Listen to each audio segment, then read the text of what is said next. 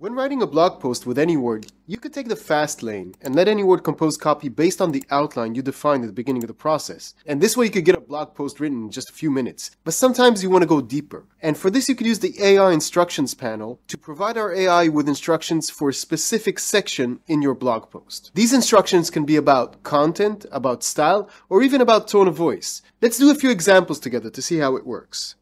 This section in my blog post is about the importance of drinking a lot of water. I'll provide our AI with specific instructions like start with a question, mention the percentage of water in the human body, discuss the benefits of drinking water, mention the risks of dehydration, and conclude with a joke.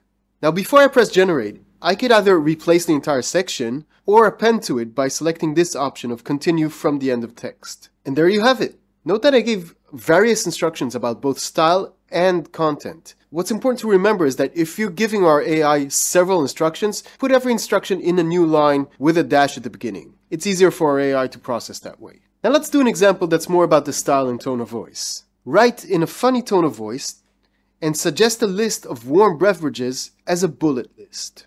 Or how about this one? Write in first person, make it emotional. And you can see that when I generate text with these instructions, I really get something that's much more emotional.